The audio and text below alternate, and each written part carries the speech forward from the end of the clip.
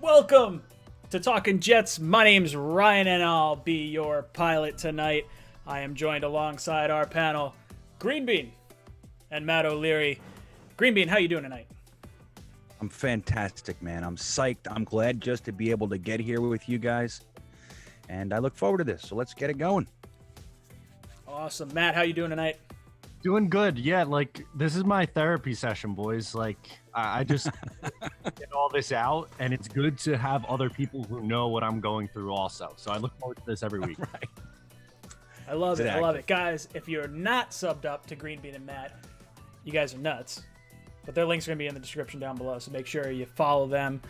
Also, if you want to get in on our question of the day, when the Jets land the first pick, are you taking Trevor or trading out? All you have to do is go down into the description. There's a link to the Flick chat. Just answer that poll question. You'll get entered to win a shirt from the Jets Talk store. We already got our first question of the day. Who we got? Big Green Nick says, it hurts so bad that everyone has given up on Sam. Your thoughts, guys? I don't know if it's for me personally. I don't know if it's as much as of me giving up on Sam as it is just this might just be the course we have to go. Like, if you need to recruit the best possible coach, the way to do that is to have the number one pick and have the coach tied to a rookie quarterback. I know it's tough because we just drafted Sam a couple of years ago. We thought he was going to be the guy. I still like Sam. When he comes back, I'll be rooting for Sam Darnold to play well, but I just don't see another way. If they're picking first overall, I think they're taking him. I think they're taking Lawrence, and I really can't get on him for it. Green Bean, how you feeling? I think right. Look, let me just second the sentiment. I do feel a bit of sadness for a kid who came here. We were, we suck for Sam. It was us. We finally got what was perceived to be the number one quarterback in the draft. Like, finally it was us. And in just 3 years, 2.5 years later, we're done. And it's sad. But I agree with what Matt said. I mean, when you look at just how bad the team was built prior to Joe Douglas getting here, I mean, there was a lot to undo, and depending, we've talked about it a lot. We may talk about it some more tonight, but there's a lot to undo. And a large part of that is the coaching staff. So we have to undo all of that. We're already on year 4 of Sam's contract when that starts. And as everybody knows, it becomes increasingly difficult when you have to start paying the quarterback to be able to field the team. So Joe Douglas is looking at this like, look, I have what many people are saying is the best quarterback prospect to ever come out. There are people comparing him to Manning and to Luck, but a lot of people are saying this is the guy. So how do you not take him when Sam Darnold has been playing as spotty as he has, even considering his situation? So I feel it, man. I feel it. But I think it's just one of those things. You got to do what you got to do. You know what I mean? Yeah, it breaks me up because I was all ride or die on Sam. Like, this guy is my quarterback. I'm all about it. No way in a million years could you have told me at the beginning of the season that the Jets would own potentially the number one pick and we'd be having this discussion. Like, no way. I thought for sure, you want to call it top 10, not a problem. Like, we wind up with like the 8th pick, the 10th pick, the 12th pick. Makes sense. I'm sticking with Sam. We're rolling. It is what it is. He would have shown some great growth. Maybe we move on from Adam Gase at that point, but no way would I have thought we'd have the first pick. So for me, I feel bad for Sam. It's not his fault entirely. Like, there is a percentage that's going to be his fault because it is his play that we're talking about. But at the same time, this is absolutely getting laid on Adam Gase. He was not able to develop any talent. It was absolutely getting laid on Mike McCagnon. He did not draft any talent to help Sam. And, part of it is on Douglas. He didn't retain Robbie Anderson. He probably could have drafted another wide receiver. Like, there's little bits and pieces that we could have gone into. And I think once they saw the schedule and they saw what was kind of happening, and Sam definitely looks like he has regressed. And that's part of the issue is the contract. You don't know what you're going to get out of him. Is he going to be able to work on the areas, his footwork, his hesitation to throw the deep ball, things of that nature? Is he going to be able to correct that And is it going to make sense for us given the timing of his contract? Because we have to decide on his 5th-year option this season or this offseason. And that's a lot to ask for the Jets to do, especially if you're sitting at number 1. Like, Trevor Lawrence is being touted as the best quarterback prospect to come out in a long time. Like, I'm talking better than Manning, better than Luck. Like, they're saying since Elway. That's what I've been hearing. So I'm all on board with taking Trevor. I feel bad for Sam. I hope he goes to a good team, and I hope he can actually have a career and have success. I want to see him go to like the Saints or the Steelers or the Colts. Just really like a team that can like help him flourish. Yeah. What do you think though? I think he needs a year at least to like not be the starter, to regain just a sense of calm, like not having the world on his shoulders, maybe a real quarterback coach work on his technique, on his mechanics, footwork, things like that, and let him groom for a year, maybe 2. He's so young, you can do that with him and still have the lion's share of his career left. I think that might be what he needs. I don't see him, just like Ryan just said, he's regressing. Now, I don't think that's necessarily his fault. He has no coach, man. But we've done that to him. Adam Gase has done that to him. And you can see it. He's not even the quarterback that he was in his rookie year, in my opinion. You see flashes every now and then. A couple, that one touchdown to Berrios was really, really sweet. But it's too little. And you can see more of him regressing. And I think that to put it all on somebody you see regressing when there's a Trevor Lawrence available is really hard to do. Yeah, for sure. There's just so much to like about Trevor Lawrence. He's like, 6'6". He runs like a gazelle. He's got one loss on his entire college resume, and that one loss is in the championship game. The guy was one of the highest recruited high school players coming out of high school going into college. So it's exciting.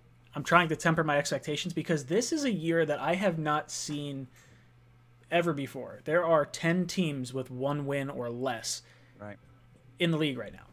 10 wins. 10 teams with 1 win. That's unthinkable. I saw a stat today that made me laugh. The Eagles are, I think they're leading the NFC East, if I'm not mistaken, with a point differential of -34. That's the lead team in the NFC East right now. Jesus. Brutal. That's absolutely brutal. Just to throw something else out there on this whole Trevor discussion and stuff like that. While there are 10 teams who have 1 win or less, how many of those teams look as bad as the Jets do would be my argument to that. And the Jets have, I think it's 57% chance to get the number 1 overall pick. They're the front runners, which makes sense by how they've played. Mm-hmm. But would we be completely stunned if it's Washington, the Giants? I really think it's up to those 3 teams. I think us, the Giants, and Washington are the 3 worst teams in the NFL, and it's going to be one of those 3 teams picking first overall and taking Trevor Lawrence. I think it's going to come down to either. You can go, Green Bay. Please. I'm saying it's the Jets or it's the Jaguars for me, because the Giants and Washington, they're going to beat up on each other. I feel like the Jaguars are our biggest threat to that number 1 pick. Well, and I think in the NFC East with all those teams, I mean, the leader has 2, right? So they all have 1 win. They're going to be able to be alive in it longer. So even when these shitty teams, like toward the end of the year, they just kind of pack it in, the NFC East is not going to do that. It looks like. I mean, we're already going into week 7 and they all have 1 win. I mean, that's alive, man. That division leader can be, winner can be a 6-10 team, really. So they're all going to be alive. I see a lot more fire and competition there than maybe some of the other places. Let me ask you guys something I just was thinking of. I was walking my dog with my son, and we just organically fell on this.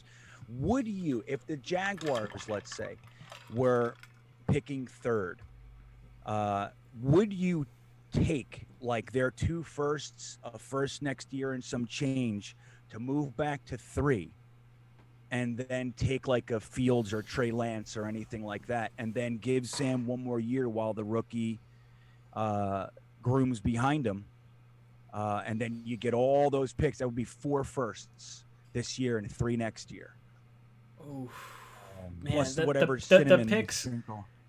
dude. The picks sound so sexy. They really Don't do. they? I want first round picks. Like that sounds amazing. I'll add a bunch of players all over the board, and I don't think it would necessarily be a bad trade. But I'll counter that with this: if Patrick Mahomes goes back into the draft, and we know what Patrick Mahomes is going to wind up being, what do you give up to move up to number 1? And are you trading out of number 1 if Patrick Mahomes is sitting there?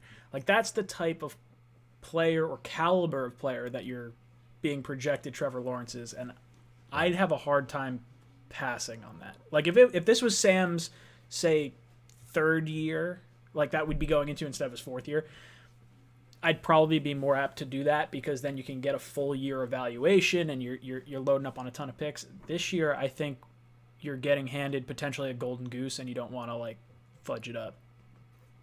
Yeah. I'm in Ryan's boat with that as well. I'd have a hard time. It's so enticing with just the 4 this year and 3 next year. It really is. I'd have a really hard time pulling the trigger on that, I think. We got It's a few interesting, questions. though, right? No, go on. No, absolutely. I mean, it's a conversation that'll go back and forth. And the thing that gets me, I think, is that nobody is going to fault the Jets for taking Trevor Lawrence. But if you trade out of the Trevor Lawrence pick for all the first-round picks and he becomes an all-star, like Peyton Manning caliber quarterback, the Jets will be the laughingstock of the league. Yeah. Well, we already are. So That's true. Yeah, we got nowhere to go. You've already hit rock bottom. right. True. Just there. I'll try It's throwing some interesting, though, man. comment questions up on the screen. It looks like Dark Demonic is saying Avery Williamson rumored to get traded to the Steelers. Is there any muster to that story? I have not heard that. Yeah, I haven't heard that. Avery Williamson is a player that I really like, but I would fully endorse trading him along with virtually anyone else on this roster that has any sort of, I guess, trade value. The only player I think I would hold on to would, aside from Becton and Mims, would be Crowder. I think Crowder's the only person that I would pause before doing something. It depends what I was offered. If you gave me a 3rd round pick, I'd probably take it, but like Crowder seems to be our best weapon, and it would be almost counterproductive to just get rid of him because we're not going to use. I don't think we're going to use all the salary cap space we have next year on good players. Like Crowder is a good player right now. But what do you guys think? For me, I think just about everyone not named Mekhi Becton is there. I understand your Crowder logic. I really do. And like, if you're telling me that I'm only getting a 6th round pick for Crowder, then yeah, at that point, just hold on to him and let him be on the roster for next year. It really depends on what the market is for him. But a guy like Williamson, I'm absolutely fine with moving. He's a fine player. He's a good starter, but on this team, that doesn't really help anything for right now. And it makes sense. They just lost their linebacker. They draft Bush, right? Yeah, Bush. Right. They just lost him, so they need linebacker help. So if they're willing to pay, sure, let's do it. I'm all about it. That's right. Yeah, I haven't heard the Steelers as the team, but I have heard in the last 24, 36 hours, that he is teams are calling about him. And I think that I think it would take maybe I think they might even do it for a 4th. Unfortunately, I would like to see a 3rd for him, but it just so happens that the last 2 weeks he played well. So he's right at that time where the Steelers linebacker did go down. Yeah, I mean, I agree with you guys. I think that everybody should go except for the rookie class. And if anybody supersedes that from the rest of the roster, it would be Crowder for me. I think we should trade Brian Poole. He's one of the top nickel cornerbacks in the league, and he's only on a 1-year contract. If he can take a 1-year contract and parlay that into a pick, I say go for it, man. And you know, guys like Poole, May is another one. I actually like May, and I think he could be a part of a the younger team, like, because you need some vets around, like you need that stuff. And May doesn't cause any problems. I don't know what he's going to be asking for If it's exorbitant, then whatever. But I would like to see him make it to the end of the season and potentially get extended. But I would trade him if somebody's offering a third or even a second for him. I probably take it because it's a fire sale, man. You get everything that you can going into these next 2 drafts, and build your young core the way you want it. And I think just like I think it was Matt that said it, that's what's going to make a quality coach want to come here is having having Trevor Lawrence possible, having, another first, 2 seconds, 3/3, like all that kind of stuff. It's like, wow, we can really build a team here, and we have more money than everybody else in the league, not named the Browns. I think that's pretty attractive. So I would do it for sure. Yeah, the May argument is interesting because I like May. I like everything that we've seen from May in absence of Jamal Adams, but he's one of those guys that's just, it's a nice piece, but I think we said it with Jamal, you can win with May, you can lose with May, you can lose without May. Like it's all that sort of like he's not going to move the needle enough to get you wins. So if you can get a second or third round pick for May, which I don't know if you get that high, but if you can get a third, I think I'd probably pull the trigger. And it really depends on who you're looking to bring back. Poole would be an interesting one. I really like Poole. He's played really well. So it's going to be weird to see how we've danced that line of like, okay, we want some caliber player, like some decent caliber players on this team, but we also want draft picks. So I don't know. Let me throw up another comment. Sean McAteer, sorry. Sam for Juju, straight up. Roethlisberger only has a year or 2 left. He could retire after this year if they get a Super Bowl somehow. My counter to that, well, Sam for Juju straight up isn't the worst thing. But I don't know if Juju wants to come here without Sam being here and kind of the vice versa of that. I don't know if this is saying in season or out of season. If it's out of season, it makes a little more sense. I'm a little hesitant to trade Sam in season. I think I'm worried that somehow in the tail end of this year, the Patriots rest all their starters in the final week of the season, and then the Jets wind up winning a game and we get like the 3rd pick. And then all of a sudden we don't have Trevor Lawrence and we don't have Sam Darnold, and we're just kind of gambling on either Fields or Lance. Trey Lance. So I don't know. Would you guys trade Sam for Juju straight up? Green Bean, I'll kick it to you first. No, that doesn't interest me too much.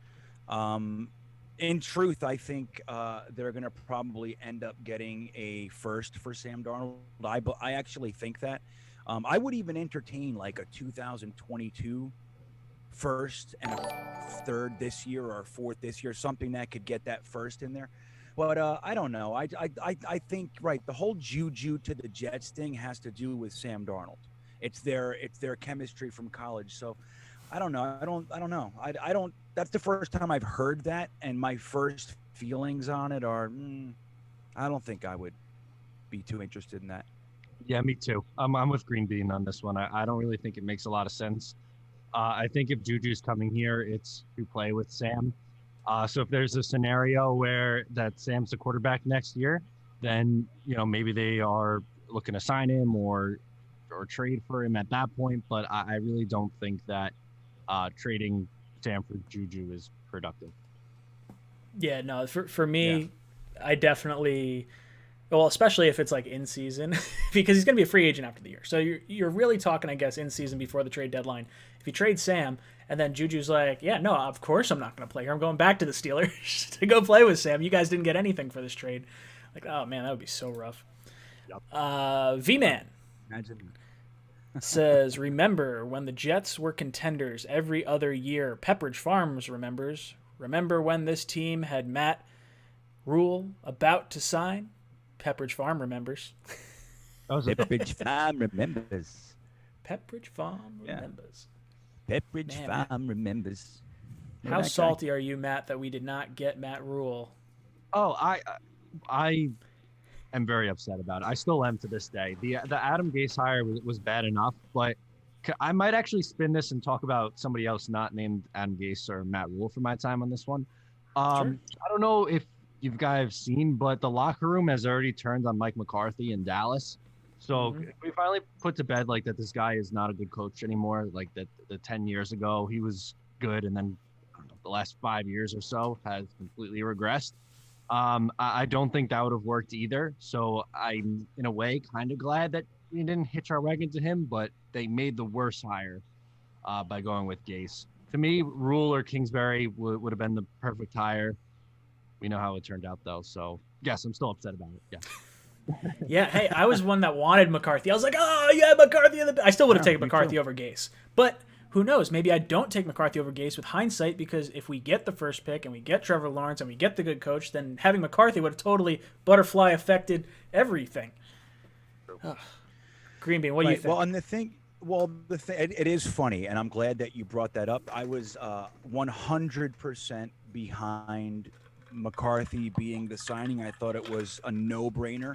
I did like Matt Rule as the second. I didn't know much about Matt Rule until that period, but I did a lot of how we do it. I read everything I could find on Matt Rule and his work at Temple and then with Baylor, and then I kept my eye on them all last year as well, as they did very well.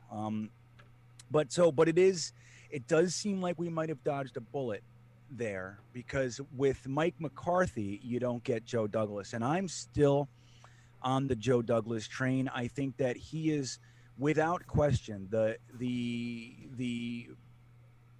most qualified person that the Jets have ever had in the general manager role. And this goes back to Steinberg, who was able to put together some teams. He was a very well-respected man. At the end, he really didn't do well. And then he died young from cancer and everything. But so since him, Joe Douglas is absolutely the most qualified person that we've had. Now, I don't think he's not going to make mistakes and all that kind of stuff, but I already like more of what he's done than not. We needed a minute for the Le'Veon Bell thing, and we can flesh that out if we want and see where we all landed on that. But I think that the fact that Adam Gase got us the most qualified general manager that we've ever had, potentially, I think that's worth it. For me, he knows that you have to rip this down to the bare bones and then build it from there. He gave it a shot this year. He built an offensive line. He got some people, and he gave Adam Gase and Sam Darnold a shot. The injuries didn't help, but it's clear Adam Gase has no idea what he's doing. He's a boy amongst men, and Sam Darnold is regressing. So I trust Joe Douglas to make the right moves to get the value we need if we are trading. Like, that's the thing. You can't look at the Jamal Adams trade and then look at the Le'Veon Bell thing and think our general manager's an idiot. Like, damn well he would have gotten something if he could have gotten something. He didn't. And that shows that we couldn't. And that's the difference between him and Mike Maccagnan. If McCarthy came here, Maccagnan would still be here, guys. That's what I think. And so that would be worse. But it does feel nice for someone else to grab something we were going to get and suck. I'm all about it. I love that sort of thing. So but I don't understand why they turned on him. What happened? They said he's unprepared or something like that. He doesn't prepare the team. They're talking about how he's just not got anything. No one's on the same page. The coaches don't teach you anything. It was the comments that I heard. There was like 3 different quotes, I think, that kind of popped up. And he kicked the field goal down 24. That's like the Adam Gase special right there. Is there anything more annoying than that, man? Or like punting? That's the only thing more annoying, which is the Todd Bowles special. Down 24 points with 4 minutes left, and he punts it. It's like, oh my God. The percentages say it's like, no, they don't. It's like, you shut up. Also, just quick, what is with the revisionist history on Todd Bowles? Everyone is talking him up on Twitter that he needs to be another head coach. Great coordinator. I think he's like a phenomenal defensive coordinator. Guy cannot manage a game. If I were to bring him for a defensive coordinator, sure, I'm all about it. But I do not want him as my head coach. Absolutely not. Right. Thank you, Matt. I actually got into it a little bit with somebody, probably a 12-year-old kid on Instagram or something. But he was trying to tell me that, he misses Todd Bowles. And I had to give him a list. I'm like, dude, you don't miss Todd Bowles. You hate Adam Gase. Like, just get your energies directed properly.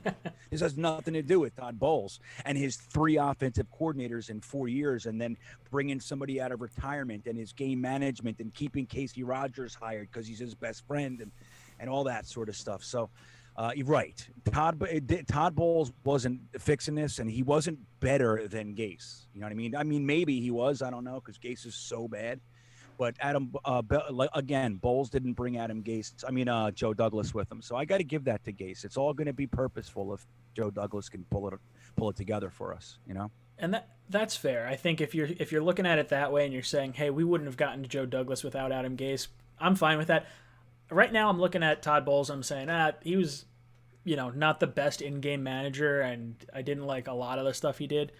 I think he probably deserves another head coaching shot. I think maybe him without Mike Maccagnan as his GM might have had a little more success. I think the players respected him more. I don't think the players respect Gase at all. Like I never really got the feeling that the team completely gave up on Bowles. I guess you saw it more so with the veteran players like Jermaine Johnson, Darrelle Revis, like guys that were already retired after they signed their big contract. But yeah, no, Mike McCarthy, very glad we didn't get him. I'm glad that was not what wound up happening 2 years ago. Arguable Rope says, what's the free agent class looking like, or free agency class looking like next year? Who would we be interested in? So let's play this. We'll spin this in such a way that, let's say the Jets get the first pick. We know we're going to take Trevor Lawrence. Let's say, I don't think the head coach matters at this point. Let's say if you have a player in mind, let's say one player. We won't go too far because we'll hit one player each. One player, and if you can't think of a player, maybe 2 positions that you'd like to target. Matt, I'll throw it to you first. Go a lot of different ways here. Allen Robinson. I think he is one of the more underrated wide receivers in football. And I think he would be a tremendous target for either Sam or Trevor Lawrence. I think it's got to be an offensive piece, and I'm going to go wide receiver with my pick. Green Bean, what about you? Yeah, I'm big wide receiver, and I like Robinson a lot. I like maybe John Ross can have have another chance, but then it would just kind of fall into that Doxson, Perryman kind of thing. But I think I'm going O-line with my big free agency, and I would really love to see Joe Thuney brought in here. There's a few more. I'm going to get the list now. It's completely escaping me. But there's a couple other guys. I think we're going to need some tight ends too, man. Yeah, Herndon's been a disgrace, and we'll get to that comment from Jordan in just a second. But I agree with both of you.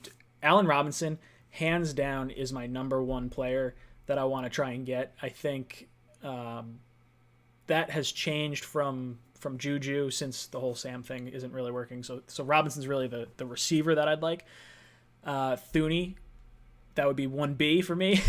Literally, those are the 2 guys on the offense I'm looking at. But I'll throw another name at you, and I don't think he's going to hit free agency, but he is currently going to be slated to be a free agent, and that's Godwin down in Tampa Bay. That would be the other option for me. Okay. Yeah, that would be the other one for me that I would try to go after, I think. If I were looking at someone maybe on the defensive side of the ball, if I were to just pick a different position, again, I don't think Shaq Barrett is going to shake loose from Tampa Bay. He would be one that I would be really looking hard at. I'd probably be looking at some type of edge presence, whether it's Judon, Dupree, Melvin Ingram, literally any type of edge presence, I think would be a valuable move for this franchise. Green Bean, it looks like you have something else to say. No, I'm just looking over the list. It's funny, about 5 seconds before you said Godwin, I saw his name, and I'm like, oh, yeah, he's way up there on my list. I just don't know how long Tampa Bay can pay all the guys. You know what I mean? That's kind of where they're getting, you know what I mean? To that point where, unfortunately, when you got to start letting talent go. And if this salary cap drops to $175 million, I really don't know how the NFL is going to accommodate that. How are they going to account for all that? it goes from over to what is it now? 225 million or something like that, right? Isn't it something like that? It's 204 right now. So 204 right now. It drops to 176 after the season. Just to put it in perspective, next year the Buccaneers are going to have 36 players under contract, and they're going to have $24 million in salary cap. So they do have one more year, Tom Brady, so maybe these guys take really funky deals just to get through the 1 year push with Tom. But yeah, look, it's got to come. Like, it's got to come. All these teams that have crazy cap spending, like, you look at some of the cap space for next season, and half the league is over the salary cap. Like, if it's going to take $8 million to sign your draft class, you're talking basically the Lions have $9 million, but I'm going to include them because the next closest one is 16. So the Lions, the 49ers, the Titans, the Bears, the Packers, the Bills, Raiders, Texans, Vikings, Chiefs, Steelers, Rams, Falcons, Eagles, Saints are all projected to be over the salary cap after they draft their rookie draft class, which means if they have any free agents, they don't have any money to sign them. That is and these are playoff teams, so inevitably there are going to be good players hitting the open market that we don't know about yet, that the Jets are going to have the money to be able to take a swing on. We're going to have $80 million in cap space. The Jaguars are the only team that are going to have more money than the Jets next year. The Saints are $83 million over the cap. $83 million. Wow. That's bananas. I think I did this the other day. Let me see if I can. What you're saying now, saying now, Ryan, just so I can stick with you, you're saying that they're over the projected cap of 176, or they're over the cap now?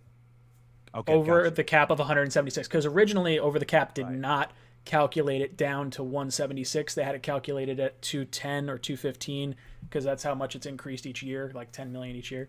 But they have since adjusted that, and the numbers are like crazy. So right now the Saints have $8 million in salary cap space. They are $86 million over next year. So really, you roll that over, they're sitting around $80 million. But then you got to sign your draft class, so really sitting at 86. You could just go down the list. And if I challenge you to go on over the cap and just cut every player that has some form of salary cap savings for the Saints and just watch how long it takes you to get them over the cap. I have now cut, let me see, boom, boom. I'm still not at that point. I'm on like veteran minimum contracts now, like multiple veteran minimum contracts. I'm down to 24 players under contract, and they have $46,000 to spend. Like, that's what I'm like. You're literally like dropping like flies. Like, all these guys just trying to get enough cap space. They're gonna have no one on that roster. They're gonna have to just bottom out. There's no way that they can go into next year. I don't understand how they can do it. Right, but the NFL has to do something about that. Is this just like kind of a price correction in the league? Like, all these contracts are getting too crazy. The NFL's just like, no, man, we're going to let it go down, and we're just going to drop this.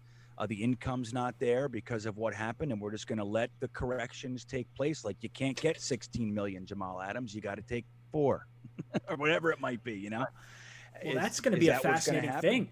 Does this reset the quarterback market? Is it just 1 year and it's like, hey, this year, guess what? Quarterbacks, you're getting 22 million, and next year you're going up to 45. I mean, it depends how long it takes the cap to really come back. I had heard, and this isn't even like the worst case scenario for the cap. This is just what they capped it at. So realistically, the year after, there's going to be a dip in the cap as well. It's probably not going back up to 215 or whatever it's going to what it should have gone up to.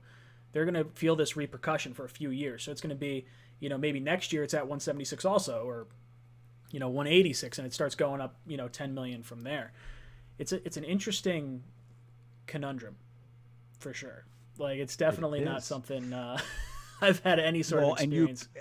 And you can look at it like, if this is the way that it goes, and more teams than not are going to be absolutely panicky and scrambling, is this not one more check mark to our GM that he's like, we're prepared for this? I mean, maybe he didn't do it. Clearly nobody knew that COVID was coming, but the way that he did things last year prepared him for this. And it's one more thing. Like they say, luck favors the prepared, right? So I don't know. I think it'd be one more thing. So when all those teams quite literally cannot pay, and everybody's like, oh, they wouldn't come here. Well, guess who has money? You got to play somewhere. You know what I mean? Yeah, that it's going to be fascinating to see who gets what in free agency, because if Allen Robinson, you're looking at his market and you're looking at the teams that have money and what they want to spend. I mean, the Jets aren't paying anyone for a while. Like it's C.J. Mosley, and that's it. There is no one else on this roster that's getting paid. So, do you just throw $20 million at Allen Robinson just to make sure he comes here? And that's like, hey, there's your baller. And then you have, maybe you throw $16 million a year at Thuney. And all these other organizations just can't handle that. It's going to be fascinating to see which guys sort of shake loose. Jordan Ivey chimes in, says, trade for Njoku, ? Herndon is a bust. Herndon's got to be the most disappointing player for me this season. It's someone that I was so high on after watching his rookie year. I really wanted to see him last season with Sam, and it just, between the suspension and him getting knocked out, I was really looking forward to him this year. And the fact that he has a case of the dropsies and just doesn't seem to be getting targeted is really disappointing. Matt, what are your thoughts on Herndon, and then do you think we should trade for Njoku? I do not think we should trade for Njoku, and I'm going to plead the case of Chris Herndon. He sucked this year. There's no denying it. But I'm going to give him credit. I think he is going to be one of those free Adam Gase guys who, after he's gone, he flourishes and his career gets back on track. I think a lot of the reasons for the drops and stuff like that, it's a lot of mental mistakes. And I think when you're getting 2 targets a game, it's very easy to check yourself out and not be focused. To me, these are mental mistakes and lapses of judgment, which is fixable. The talent isn't always something that you can fix. He does have the talent. Again, I'm not denying that he's played poorly this year. He has, but I think he's someone who can get better. To me, the more shocking thing at the tight end position to me is Ryan Griffin. They gave that guy $10 million. He has 1 catch this entire year. I barely see him ever. So to me, that's the bigger issue, is paying him the $10 million to do absolutely nothing. Green Bean, what are your thoughts on Herndon and Griffin and Njoku? Well, okay. Number one, I don't like to disagree with Matt O'Leary because of my high level of respect for his opinions. But I do. I think that what we're witnessing is Herndon really not playing for almost 2 years, and the injuries. Don't forget, he was injured in college. That's why he slipped to the 4th. He was injured his rookie year. He was injured and suspended last year. And what I think is that he is hearing footsteps all over the place. Once you start getting consistent injuries, you become a different person. You become tentative. And I think that's more. Now, maybe if we had a legitimate offensive coaching staff, maybe they could work around it. I think the kid's talented. I agree with Ryan. I think he's outside of Sam Darnold, he's the most disappointing player on the team, if not at least the offense for me. But I think that Herndon is more than likely done as an impact. I hate to say it, but that's just what I think. As far as trading for Njoku, I don't think we're trading for anyone right now. Joe Douglas is not going to blow this tank with bringing in Allen Robinson or Juju Smith-Schuster or Njoku or anything like that. We're not trading players for players. We're trading players for picks, in my opinion. Now, it's obviously possible. I struggle to see that. I think hey, man, it took a lot of work to suck this bad, and he's got it all going. He's got the worst coach in the world. He's got, you know what I mean? He's got no offensive coordinator, no quarterback coach. His quarterback is regressing and hurt. He's got an aging Joe Flacco who just came off neck surgery. He's not even playing James Morgan, probably because he thinks he's good. You know what I mean? So I just think I don't see them bringing in anybody that can be a potential weapon. So that's how I see it. Yeah, so I'm gonna side with, it's kind of gonna be a scapegoat thing. I do think we need more weapons and whatnot, but I do think that I'll say we're not trading for anyone. I agree with Green Bean. I would say with Herndon, I'm disappointed, but that doesn't mean I'm moving on from him. He's going into the last year of his contract. Next year, there's no reason to move on from him. You've already paid Ryan Griffin, so just see what you got. Give your new quarterback, Trevor Lawrence, the option to at least possibly grow with some of these players, and maybe you can retain some of your own. I think it would be a little premature to maybe give up on Herndon, given he's not going to cost us a whole heck of a lot. JT asks, Ryan, Matt, and Greenbean, what's your guys' top coaching targets for next year? So let's give one name each that we're looking at. Greenbean, I'm going to go to you first on this one. What was the question? I'm sorry. What was it? Top coaching candidate for next year, just one. Greg Roman. Now, why? What makes you say that? Where is he from? One, yeah. Well, he came up. He was. What I know about him is his time in San Francisco when he built completely different offenses around Alex Smith and Colin Kaepernick. They were effective with both. When he went over to Baltimore Ravens, he had the offense for Joe Flacco. Joe Flacco was aging and just ineffective, couldn't get it done. Mid-season, they switched to Lamar Jackson. He created an entire offense around him, and then that offseason going into 2019, he was the one. It wasn't John Harbaugh. He's there to help, but John Harbaugh is a head coach. Greg Roman was tasked with literally reshaping the entire offense to run around the new quarterback, which was entirely different than what the Ravens had done for the past decade. And you see the success they have there. Add to that, he's got the Ravens connection with Joe Douglas and the Ravens, and Chad Alexander, who just came from the Ravens, who's our director of player personnel. And add to that, he's a Jersey guy. He's from New Jersey. New York doesn't scare him. He's us. So I think that goes a long way when you start bringing in these California kids and all that kind of stuff. Anybody can say, oh, yeah, he's perfect for New York. But the only people that are really perfect for New York are from New York and New Jersey. Like, that's just how I see it. It's not that people can't succeed here. I'm not saying that. But somebody like the Jets, it's why Rex Ryan did so well when he came here. He was like, fuck you. You know what I mean? It was just like right into it. And I think that Greg Roman would be a perfect match. He has the actual offensive creativity, and Trevor Lawrence would be perfect for a guy like Greg Roman. I do like other candidates, but that's my number one candidate. Matt, what about you? Who are you looking at? There's so many names. Like, I was trying to, while Greenbean was talking, I was paying attention to Greenbean, don't worry, but I was trying to pick.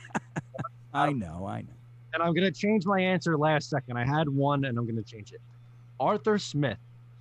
I think what he's done in Tennessee is tremendous. And I really think that he could have success with Sam if you're keeping Sam. And I think he can build an offense around Trevor Lawrence. I really think that this guy is primed for a head coaching position. I think he would be a great candidate. And I've loved what he's done in Tennessee the last 2 years. I think he's going to be a hot commodity. Those are both great options. Both great options. I'm right. Mm-hmm. Right? Yeah. Sorry. Okay, good. Got it. Yeah. I would say I like Greg Roman for all the reasons you just said. I like that there's that Baltimore connection with Joe Douglas potentially. I'm a big fan of the Arthur Smith, especially after watching the Titans just start calling not timeouts, but doing 12 men on the field, and like the cerebral part of coaching seems like it'll probably be there with anyone training under Vrabel. For me, if I'm picking someone, oh God, there's big names that people want to probably throw out, like Sweeney from Clemson, or right. Harbaugh, or Lincoln Riley. Those are the big names. But I think outside of that, if we're going the coordinator route, I don't know. Joe Brady is someone that I'm excited about. I like Joe Brady a lot. Like, I like the offense that he's running. I like what he did with LSU. I like that he's from the Saints before that. And I think there's just offense running through this guy's veins. My concern is that he's under Matt Rule right now, and Rule might say something along the lines like, hey, the Jets they tried to force me to get their offensive coordinator, their defensive coordinator. I wasn't allowed to bring my own coaching staff.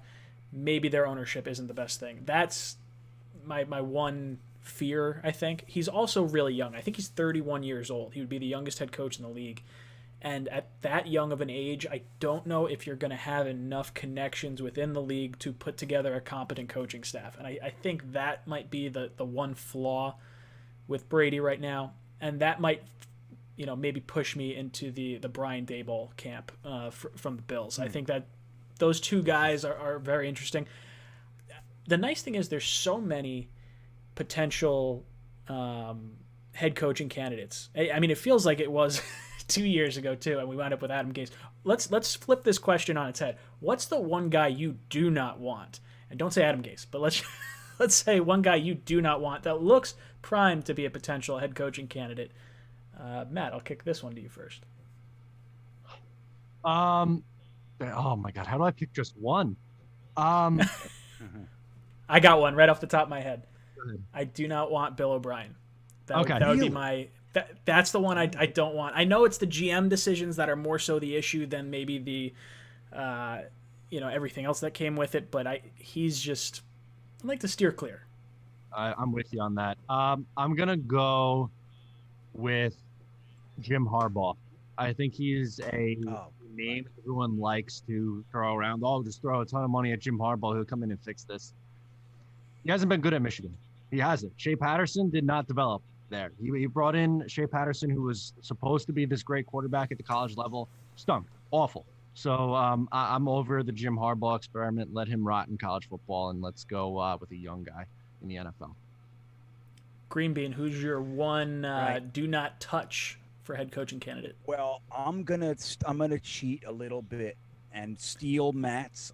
He said that, and I completely agree 100%. I have really close friends that are Michigan fans, and they hate him. So they think he's mismanaging everything. Not he's anyway. But the guy that I think is absolute fool's gold is Eric Bieniemy. I don't want him. I don't think I don't think he would work out here. I think he would be. This is the type of environment where I think a guy like Eric Bieniemy would be found out. Like he can hide out in Jacksonville for a little while and kind of learn the ropes of being a head coach. He's going to be under the microscope here, and I don't think being next to Andy Reid, who's one of the brilliant minds of the NFL in the last 20 years, and then being on his own, it's too scary for me. And I hope that the Jets do not hire him. Yeah, I can sort of echo that sentiment. I think he's probably going to Houston to coach Watson, and that would be kind of a little bit of a breath of fresh air. I'd be kind of okay with that. He's not someone I ideally want to bring in, but that's interesting. The Jim Harbaugh one's a good one. I think that's a little shocking. I think both those are pretty shocking for people. I would say mine was pretty much dumb. Eddie DeJesus says the Jets can still go 10-6. Guys, your thoughts? Sorry. Yeah. They can. It's not a lie. No, They could. Not wrong, Eddie. I just, oh my God, no shot. They don't even win half the games. They don't get to 5. NY Patriot says Ryan can't grow facial hair. That's a blatant lie. I buzz this every time before I come on because I get like this grizzly looking look, and I get neck beard because I don't feel like shaving. I try to grow my beard like Green Bean. I've been putting Miracle Grow on it for the last 6 months, and it just hasn't worked. Nobody wants this shit. Nobody wants this but my wife. Wow. Let's see. Kenneth says, can the Jets keep Darnold and draft Lawrence, and may the best man win? Green Bean, your thoughts? What was that? Where is it? Can the Jets keep Darnold? No. If you could name one franchise that kept their starting quarterback when they relegated him to the bench and brought in a new starter, it literally never happens. And the reason is because you're going to have people on the team that still believe in that quarterback and think he got a raw deal, and it ends up splitting the locker room, especially if the new guy struggles at all. It's just you're asking for a divided locker room and problems. Like Bill Parcells said, when you have two quarterbacks, you really have none. Mm-hmm. So I think that's very wise, and that's why you don't do that. Matt, your thoughts? Bring in Lawrence. That would be a disaster. That would be another disaster. You can't have that. Like Green Bean said, the locker room, you're going to have some guys who are Darnold guys. You're going to have some guys who are Lawrence guys. It's not, no, you don't do that. Yeah, I agree. It's there's gonna be guys that like Sam Darnold. I know we're jettisoning all of them off into trades and draft picks and whatnot, but I agree. I think if the team doesn't show a clear cut guy that they're backing, there's gonna be a divide in the locker room. You saw it with basically anyone who had a high caliber backup. You look at, I guess, McNabb and Vic. There was that divide happened over there. Literally any situation. I don't know if I could think of one where they've had two quarterbacks and it has worked out flawlessly, aside from maybe Wentz and Foles. Like that's sort of like the go-to thing. Like Foles was the backup quarterback, but it's not like they kept him aside from like I guess the remainder of that contract. I would not do that. Does not compute, does not make sense to me.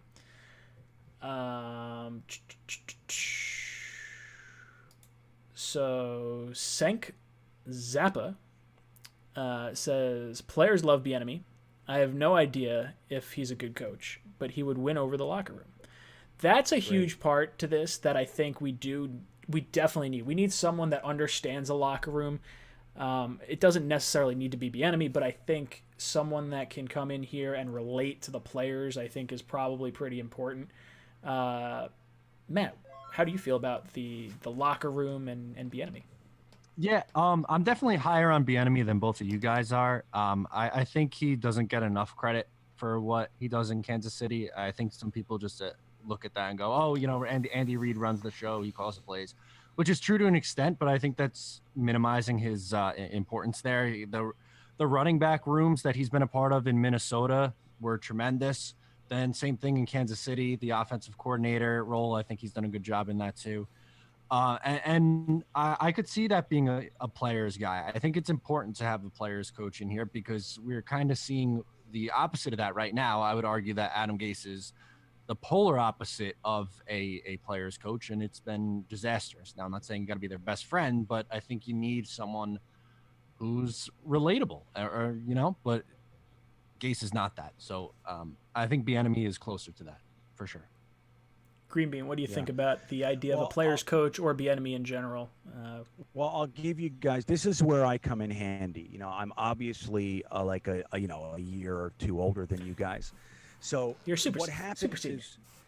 Yeah. Sorry, I don't actually mean super senior. We're like juniors in college. You're just that extra. You're two years above us. It's okay. What am I? A year older than you guys? Come on. So it's this is what happens every year. There's a complete pendulum swing to the extreme. So, and I'll give you a history lesson. We had Rich Kotite, who was a stick in the mud. Okay. Well, we had Pete Carroll, who was the best players coach in the world. And I can continue to back this up, but I'll just start there. We had Pete Carroll, who was running around, high-fiving, jumping on players' backs, all that sort of stuff. When he didn't make it, we hired Rich Kotite, who was the polar opposite. He was a stick in the mud, supposed to be like firm and everything. We get rid of him and we hire the very vocal and vibrant Bill Parcells. We go from Bill Parcells to Al Groh. They were kind of the same, but they were, Al Groh tried to be Bill Parcells, even though he had some success. He was like, a lot of players didn't like him. They thought he was too much of a tyrant and all that sort of shit. So what do? We go the other way and we hire Herm Edwards, the quintessential players coach. If you guys remember his first green and white game, which I was at, by the way, when we drafted Santana Moss and everything, he actually was mic'd up so the crowd could hear it because we wanted to kind of feel this new players guy. He's going to be, relate to the fans and all that shit. Herm Edwards, as we know, didn't make it, even though he had some success. We hire his polar opposite in Eric Mangini. He was Bill Belichick. So that didn't work. What did we hire? We hired the polar opposite in Rex Ryan. Okay. That didn't work. We went the polar opposite and we hired Todd Bowles. Now, Todd, again, it's just like, whew, whew. So now here we are, even though Bowles was followed by Gase, it was kind of a hodgepodge with different owners and all that kind of weird shit to call with Peyton Manning. But now the idea that we need to swing it back and go players coach is really the thing that I think that we have to get away from. What we need is a football coach. He can be relatable if he's winning. Like, that's all that really matters to these guys. He's got to have communication skills. He can't be, like an Adam Gase or like a Rich Kotite or whatever. But at the same time, Pete Carroll is a rare guy. The guy running around yelling in his locker room, yeah, everybody. That's rare that actually works. And when it doesn't work, players lose all respect for you. They say this guy isn't a coach; he's more like our friend, and that's what ends up happening. The fact, I think Bieniemy is a great coach. Him coming from Andy Reid and being a head coach frightens me because I've seen this before. I'm around a long time, man, and I've seen it. It scares me. It would be better than Adam Gase or a lot of other guys out there, but I would like to see them go with a guy who has actually run and done what his job. Like, for example, Greg Roman, he's responsible for the entire offense and creating it and everything. And we see what he's done over and over and over again as a resume. Bieniemy doesn't have that. He has Andy Reid, who has that, who's done exactly that. So that's why that stuff scares me. So I don't know so much players coach. I don't really want that. I think communication skills and a teacher. That's what plus some fire and some attitude. Nobody's going to walk on him. Like you see, like Doug Marrone in Jacksonville, like people fucking hate him because he doesn't have the communication skills to go with the hard ass. So you need that middle ground, which is why I like Greg Roman. I like it. All good thoughts. Guys, if you want I'm still here. We're paying attention to you, Green Bean. Guys, if you want your shot to win a shirt at the end of this stream, I'm going to raffle off a shirt. All you have to do is click on the link in the description for the Flick Chat. There's a poll question up. When the Jets land the first pick, are you taking Trevor or trading out? All you have to do is answer that. It looks like right now we are 79% taking Trevor, 21% trading out. There is a third option, selecting someone else. That was not selected by anyone yet. So all you have to do is vote in that poll question, and that'll get you guys entered to win a shirt that I'll raffle off at the end of the show. And guys, we got 423 people in here. There's only 93 likes. If you want Adam Gase fired at the end of the season, you're going to drop a like on this video because I think it's shameful. There's only 93. Top Thrill 01. See, there you God, Green Bean. Top Thrill 01. Says, if Darnold can't go again this week, let's see Morgan get some reps for at least a half. We didn't have a preseason to evaluate him. I would be okay with that. I mean, watching Flacco doesn't really, give me any sort of rush here. I want to see some type of development. Now, my fear is that Morgan gives any type of spark, and you don't want to see that. At least with Flacco, if Flacco continues to play poorly, and then Le'Veon Bell plays well, and Robbie Anderson plays well, and all these other guys that were traded away or that are no longer on the Jets or under Adam Gase's thumb play well, then maybe that helps Sam Darnold's trade value just a little bit more. Sam was actually making things sort of happen. Flacco can't get anything done. So it's not all on Sam. Matt, what do you think about seeing Morgan play this week? I think it'd be funny. I don't think he's ready for the NFL. So I think it would not go well, to be quite honest with you. I didn't like the pick because I thought he was a developmental project, and I didn't think the Jets were in a position to take a developmental quarterback. And I think if you put him in 5, 6, 7 weeks into his NFL career, I don't see it going well at all. Green Bean, what about you? Yeah, I agree. It's funny because we spent a lot of time together during the draft, leading up to the draft and the draft, and we all felt pretty similarly about that pick. And I still don't like it. It still bothers me because guys I loved were sitting there. But I agree. It's number one, he's not ready. He's raw. He's coming from the USA conference, guys, in college, FIU. So there's that. And then in addition to that, I think that Joe Douglas doesn't need to evaluate him. He's his. He's going to keep him around for a while as long as he wants. He took he used a 4th rounder on him. So I think he's going to hang out. He doesn't need to see him. I think Joe Douglas is tanking, man. I don't think he's going to do anything to mess that up. Flacco's doing a fine job. Yeah, that's kind of where I fall on that. I think while Morgan would be more interesting than Flacco, I want nothing that could potentially put any type of spark or any type of juice into the system. Just bottom out. Just pull the plug out of the bottom of the oil pan and just let the car break down, and then go in and buy your nice shiny new sports car in Trevor Lawrence. Pete Frenna says, would you rather take Trey Lance or Justin Fields, and why?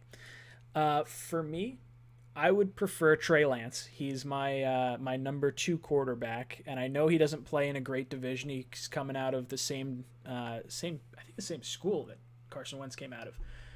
But when you watch him play, the way he plays feels a lot closer to like Watson and Mahomes and just Kyler Murray, like all these kind of running style quarterbacks, and that gets me excited. I think it opens up the playbook a little bit more. He seems like he just has it. Now he's also playing in a way worse conference than Fields is and than Lawrence is. For me, Justin Fields, it feels like he's throwing to a lot of wide open guys all the time. That's my only real knock on the guy. I haven't really dove super hardcore into this yet. I'm really just on like the Trevor Lawrence bandwagon, and I'll figure out everything else once the season's over. Green Bean, what do you think? Trey Lance or Justin Fields, and why? Well, I will say, I'll admit that I haven't dug in too deeply yet on those two guys. I watched like highlight stuff, you know what I mean? So those are, you know what those are, you know what I mean? They all look great on that stuff. So I did see some stuff, but I don't know enough to really make an evaluation. But for the fun of it, I would say Trey Lance. Was that fun? Sure. Matt, what are you thinking? Yeah. I'm with you guys. I like Trey Lance. I am also someone who has watched more of Lawrence than any of the other two, but from what I have seen from the other two, I don't know, just something about Trey Lance. He's just electric every time the ball's in his hands. You don't know where it's going to go, what's going to happen. Is he going to throw? Is he going to run with it? I'm excited about him. I think he could be like that next generation quarterback, like we're seeing the Deshaun Watsons and Pat Mahomes of the world. It would be wonderful to see that. Vinay777 says, call me crazy, but Hines Ward, head coach, ain't bad. I like Hines Ward. I have no idea what his coaching knowledge would be. Him as is he technically our wide receivers coach right now, or is he just like a guy? Nope. Well, it's Jefferson, right? Jefferson's the wide receiver coach. Yeah. So he's just like he's the assistant wide receivers coach. Yeah. I would like to see Hines Ward probably do a little bit more before I put him in charge of a franchise. Matt, what do you think about Hines Ward as the head coach? Yeah. Even in the interim role, it's a little bit of a stretch. I don't think we can give him the headset. I really don't. Right. So he's the assistant wide receivers coach, and he cut his teeth in the Adam Gase regime. So I don't know how much I want to put stock into Mr. Hines Ward just yet. All right. So I want to bring up this comment. It was interesting because I was very much on board bringing CeeDee Lamb to the Jets to play with Sam Darnold. What do you guys think about Sam Darnold going to the Cowboys to play with CeeDee Lamb? Matt, your thoughts? They were saying second-round pick for Darnold. Like, could be this year, could be next year, whatever it is. I think he would do very, very well in Dallas. Very well. There's a lot of pieces around there. Well, one, good offensive line, great receiving core, great running back. Don't like the head coach. I like the offensive coordinator, though. I think it would be very intriguing to see him in Dallas. I really would. Green Bean, your thoughts on Darnold in Dallas? Well, didn't they say that Dak Prescott's leg isn't as bad as it looked? Like, aren't they saying they fully expect him to come back? I saw that. Maybe I'm wrong and some more developments came out. But I think that they're probably still into Dak Prescott. I agree with Matt that if Sam Darnold did go there, I think that's the type of franchise that would do very well for him. for the reasons Matt stated. But even they have a winning air. I think I told you I was down and I toured that stadium last week, and you can feel it, man. The whole city, number one, like everywhere you go, it's just like they live and breathe the Cowboys. And when you go to that building, it feels different than when you go to some other stadiums, namely MetLife. I think they would do well for Sam. Yeah, I would like to see Sam go there. I really would. And maybe part of the argument could be this. If they bring back Dak for a year next year and they say, okay, we just want to see you healthy. Sam's contract is not a lot of money. They could, I don't know how you get out of the 5th-year option. I think it's only an injury guarantee, so I think you could actually cut him if you did want to do that. But is there a situation where Sam not necessarily rides the pine, but is the backup for Dak Prescott? I think Sam's going to get his shot to start somewhere. Dallas would be a great spot for him. I still want to see him with the Saints, though. I want to root for Sam on the Saints. That would be my. That's interesting. Is that where you think he's going to go? I don't know. They have so little cap space that I think that would make a lot of sense. The Steelers would too, honestly. Both those teams don't have a lot of cap space, and I think either one would be wise to take on that rookie contract, at least for a season, so you can kind of get through it. I think that's where the value could potentially be with Sam Darnold. Interesting. Yeah, I don't know. Yeah, I think that's a good point, man. I think for me, I think Sam is, if this is all happening, I think it's the Steelers or Chicago. That's where I see. That's who I see ponying up. You know what I mean? For legitimate reasons, and Chicago is just a dumpster fire all the time. They make dumb moves personnel-wise, in my opinion. So I think that they would be willing to give up something for him. I don't think Dallas giving up a second or a first for him to be the backup. I think that's, I don't know. I struggle to see that, but I think it'd be good. Yeah, I think we could get a second. That's just going to be the whole conversation, I think. A lot of the offseason is, what is Sam Darnold worth? For me, I think a playoff team will absolutely give up a second-round pick for him without batting an eyelash. I don't buy that people think, oh, you're going to get a third-round pick at best for him. I just don't see that. No. Especially in a season where the draft picks are just such a crapshoot. Like, we don't have a full college football season. You're not going to have a ton of tape on guys. Sam is a proven top 5 caliber recruit, still young, only 23 years old. So for me, I think second round pick is probably what you're getting from him, unless he just like completely bottoms out the rest of the season, gets hurt, something like that. Is there any part of you that thinks that maybe they're holding Sam back a little bit in terms of his return to possibly trade him at the deadline without possibly risking injury or poor play? Do you see a situation where Sam gets moved at the deadline? Matt, I'll throw it to you first. I would be really surprised if he got moved at the deadline. I just don't think that they could go the rest of the way with Flacco or Morgan. I think that you don't want to risk, like if Flacco, let's say just argument's sake, they somehow go 3-13, and now you're picking third, and you don't have Trevor Lawrence, and you don't have Sam Darnold. Disaster scenario. You can't allow that to happen. So you have to roll with Sam the rest of the way. If you pick first overall, you take Trevor Lawrence. If you're picking anywhere else, then you have the conversation. Would you rather have Sam Darnold / Trevor Lawrence / Justin Fields? And you go from there. But I don't think you can trade him during the season. Green Bean, what do you think? I agree. Unless somebody's dumb enough to come with like a first and a second or something like that, I agree. It's a bad move. The risk reward is not there. It's outweighed by the potential risks. Like if we pick second, you're not getting Trevor Lawrence without a boatload of picks to move up to that one spot.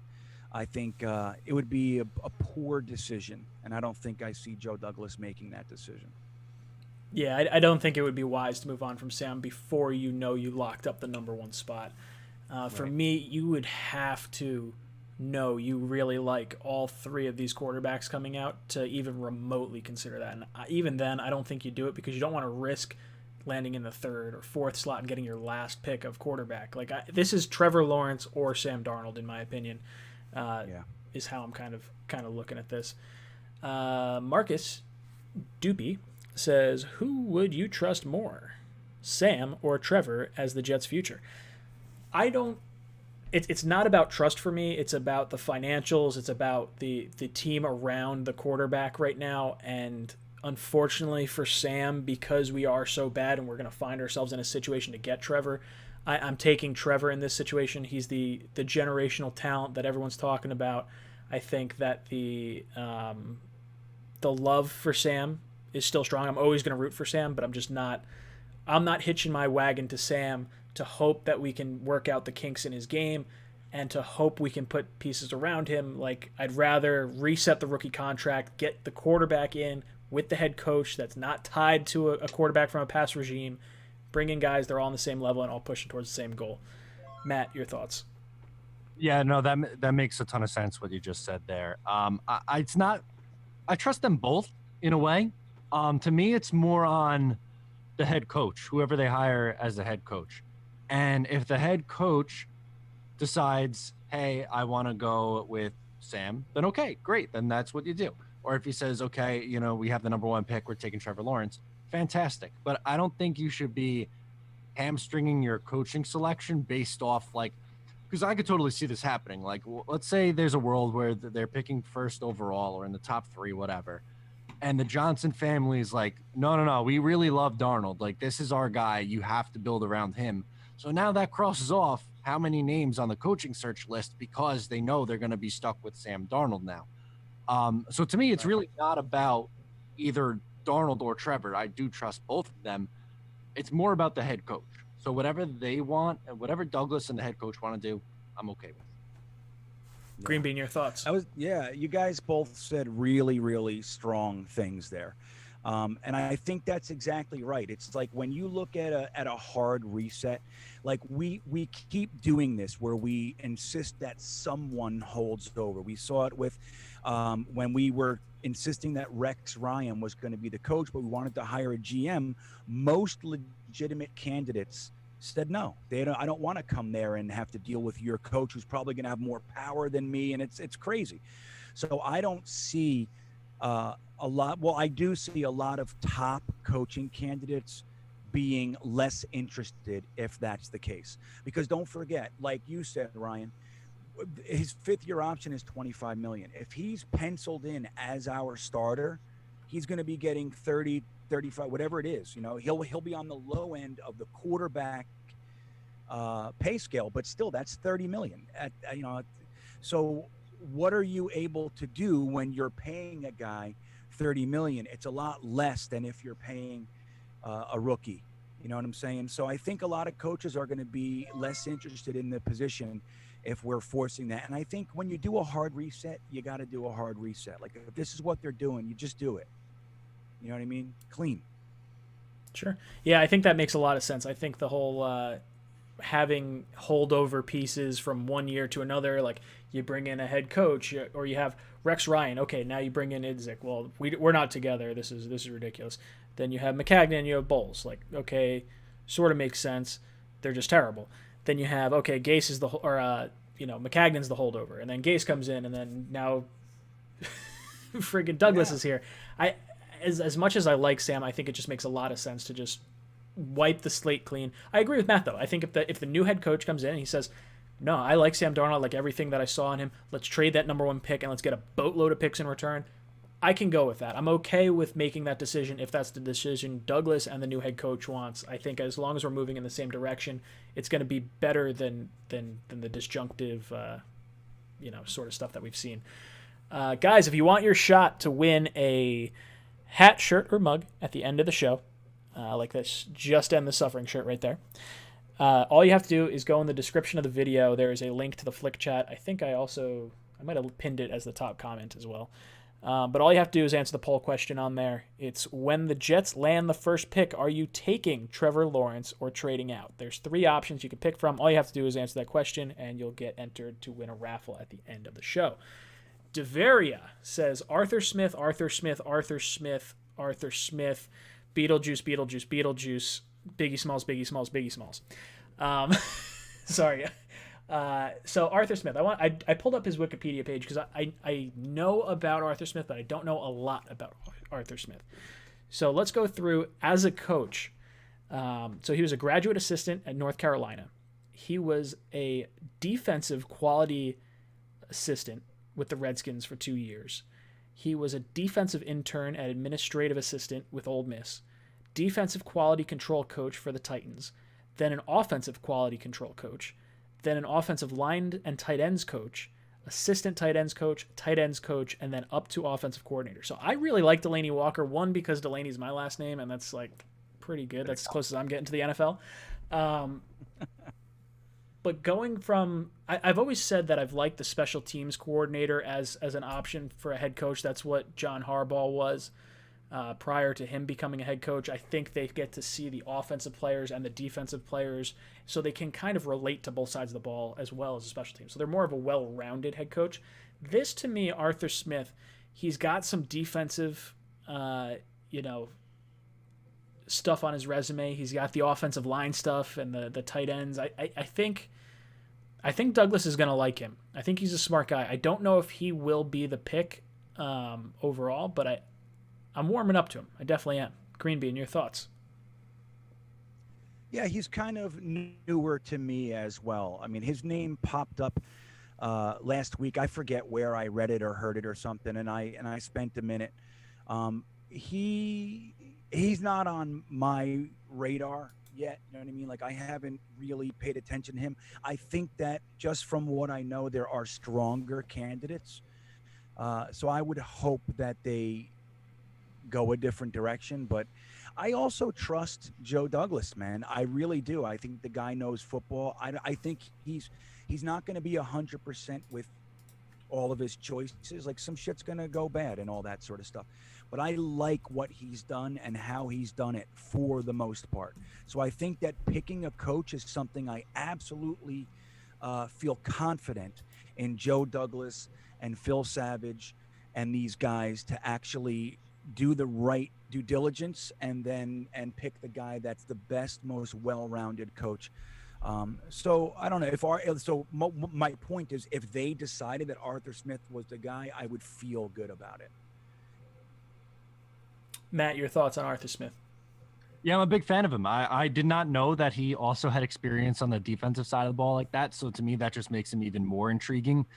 But for his work alone with Ryan Tannehill, who, I mean, I was not a fan of Ryan Tannehill. I did not think he was going to be anywhere close to this good, but he's been great for them. And he's been working wonders with that offense for a few years now. I really like this guy a lot. I think he's slowly climbing the ranks up towards number one on my list. Wow. Interesting, Matt. RJ McPot, 720, says, why are you hung up on rookie contract so much? If we draft Trevor, chances are he won't even be a playoff contender quarterback until his third year. Now, that's true. That's certainly, could be true.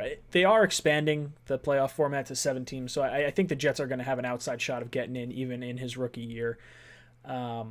I think head coaching is going to be a big part of it, but the reason we're hung up on the rookie contract is there's not many quarterbacks that have won on big contracts. And if you're keeping Sam Darnold and you're sort of looking around at the roster and you're going to need at least a year to build this franchise, the roster up, that means Sam is going into the big parts of his contract. And there's a very, very slim chance, if you want to win a Super Bowl, that second contract it's going to hamstring you. That's what's going to happen. The Jets are not going to have enough,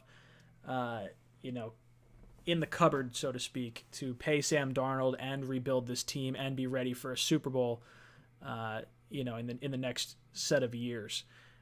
So Matt, what do you think about RJ's comment? My initial response says who? That it's going to take 3 years to become a playoff contender. I don't know if I necessarily buy that with the amount of picks in this upcoming draft and the next draft after that. I think this could be a quicker turnaround than some people are anticipating. And if Trevor Lawrence is as good as everyone's saying that he is, then he should help that turnaround and help mitigate for some other issues on that roster. I'm not saying that the the likelihood of them winning a Super Bowl in the next 2 years is very, very slim. But you're telling me they can't get to 9-7 in the next 2 years to make a playoff spot? I don't know if I'd be so quick to say that. I'm not saying it's a guarantee, but I think they definitely have a chance to do that. Green Bean, your thoughts?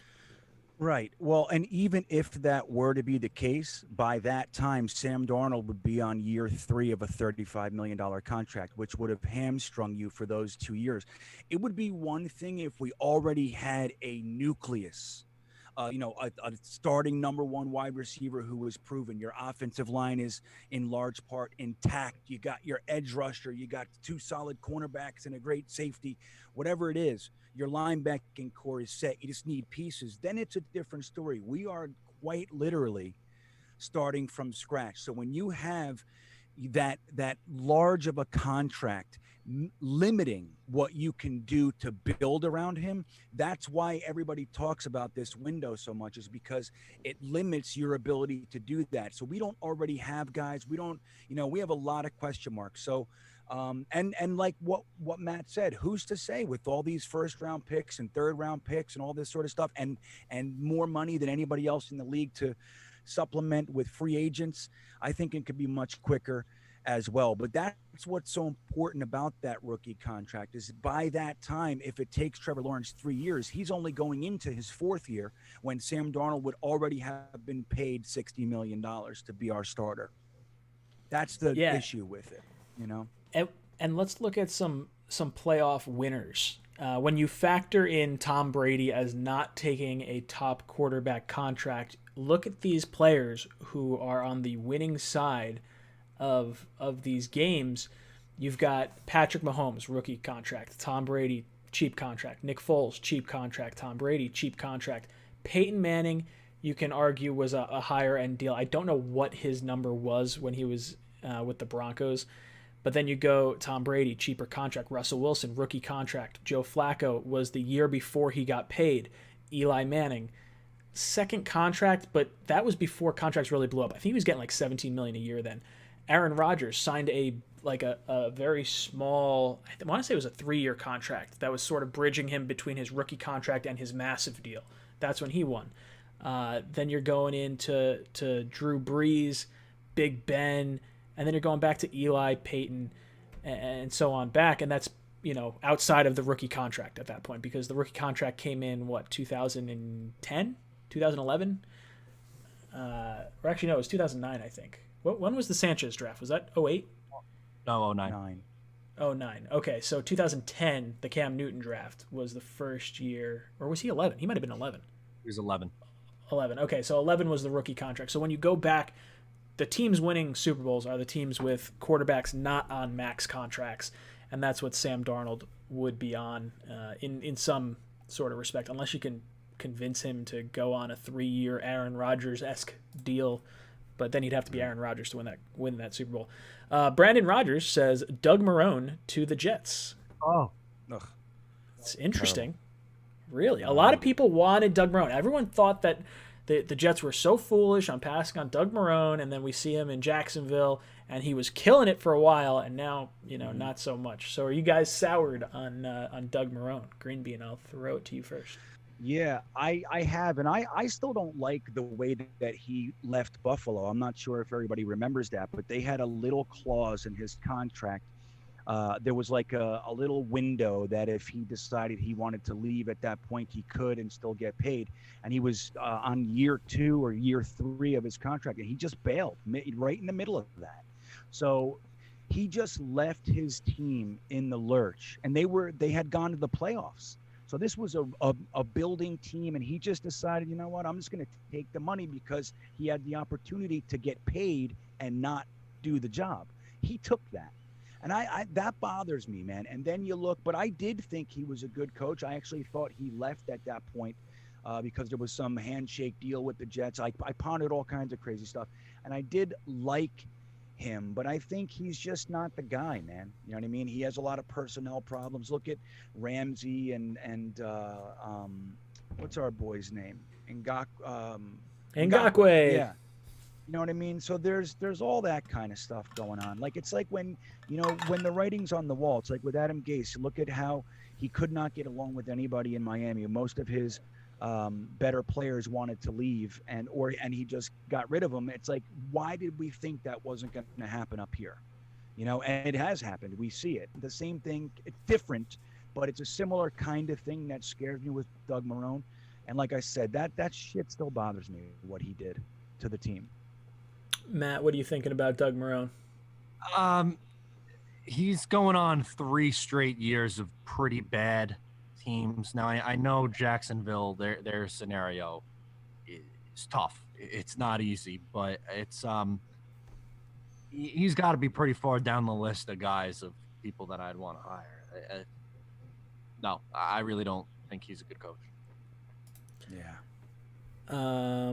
NY Sports MC, our buddy, says, yeah, but Ryan, we have no one else to pay right now. Plus, you would have a boatload of people on rookie deals if they trade down, so a bunch of cheap deals. Referring to Sam Darnold and paying him since we have no one else to pay.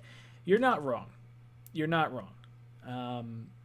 The issue, I mean, it's definitely the rookie contract, first and foremost. Another part of this is Sam has regressed. And how much are you rolling the dice on being able to fix Sam and coach him out? I think this can be coached out. It may not be a quicker turnaround, but are you willing to pass on a generational talent? Are you willing to pass on Peyton Manning to hope that Sam Darnold pans out? For me, I love Sam. And if we were not in a position to draft Trevor Lawrence, I would have no problem rolling with Sam. But given everything, it's more like the sum of all the pieces is what's making me come to this decision, not just Sam in general. Green Bean, your thoughts on Mike's comment? Yeah, it's actually not a bad comment. That's a very good point. Like, if you're going to have that many picks, and especially, like, let's say you trade back and acquire more, that whole boatload of blue chip type talent, they're all going to be on their rookie deals for at least 4 years, right? So, or, some 5. So that there is a case for that, but I think that's the other side, is what you were just talking about, Ryan. It's like, I firmly believe that Sam is damaged, and what would really do him best is some time as a backup. I don't think he's done, and I love Sam Darnold, man, and it hurts me that we did him this way. It's like, especially with McCagnon's 2 drafts following drafting Sam Darnold, they're atrocious, especially when looking at building around a quarterback. They're just so badly done. So I think it's sad, but I think it's probably the fact that what they're saying is the number 1 prospect in history is coming out. I don't think you take that shot with a regressing Sam Darnold that you have to pay $30 million minimum. Matt, your thoughts? Yeah, it's going to be very tough for me to pay him based on his play right now. If that somehow changes in the second half of the season, maybe we're having a different conversation. But I think based off, if we're operating on the assumption that you have the number 1 pick, you got to take Trevor. Like, I don't necessarily want that to be the case. Like, in a perfect world, like, I want Sam Darnold to be the guy, but if you're picking number 1, then Sam's probably not the guy. It's just, I don't know. I don't think you can pay him the $25-30 million and have the number of holes that you have on your roster right now as well. Blaze Toy says, my farts can coach better than Gase. Thoughts on that? I don't believe him.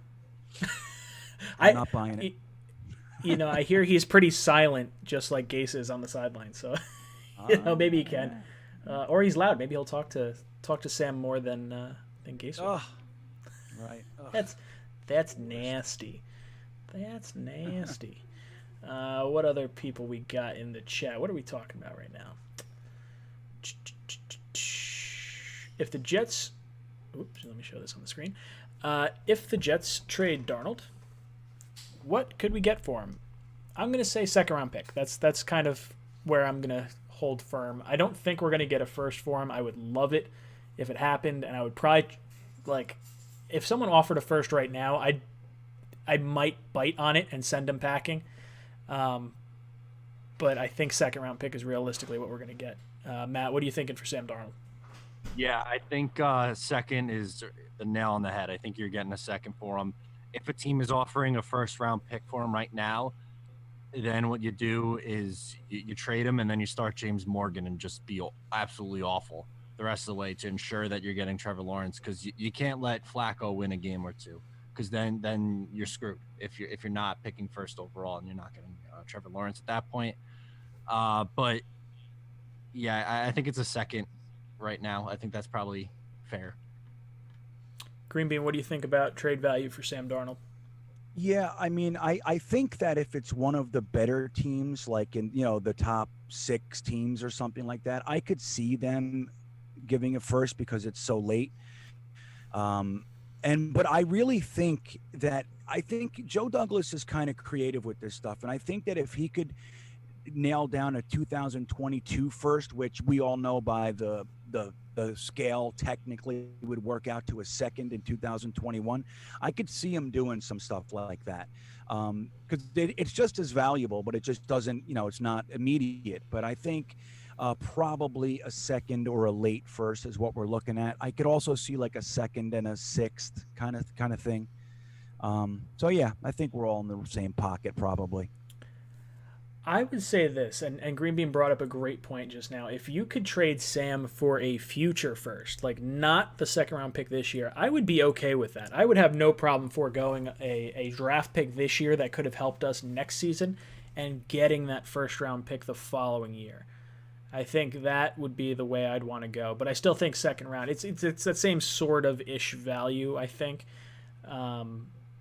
That said, if a team's trading a second for them, they may want their first round pick the following year to potentially move up to a quarterback if they don't wind up going with them. Don Murray says, I have heard rumors Trevor Lawrence has told close friends that at Clemson, if the Jets go 0-16 and get the number 1 pick in the NFL draft, he will return for his senior year. Your thoughts, Green Bean? I don't buy that 1 second. Like we kind of talked about, I think last week, or maybe we talked about it on Sunday.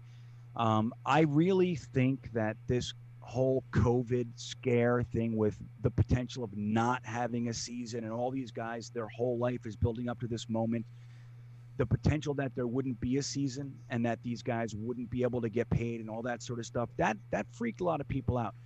Trevor Lawrence's value is as high as it's ever going to be, right? So he stands more risk of ruining that by getting injured or whatever it might be, than gaining anything. He can't gain any more value than he has right now. He's projected to be the top overall pick in the entire draft.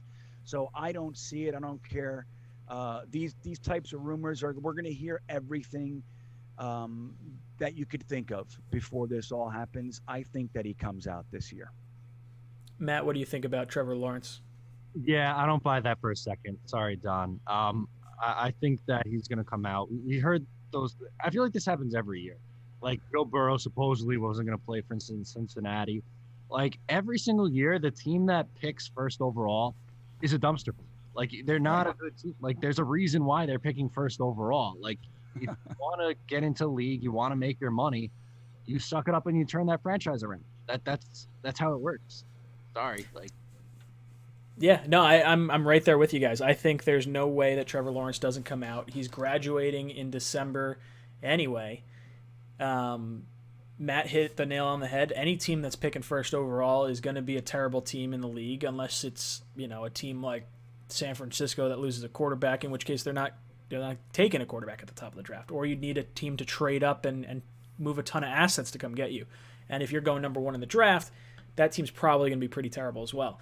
If he comes to the Jets, you automatically have multiple first-round picks in multiple years, as well as a bunch of cap space and a head coach that's going to be a top-tier option at head coach.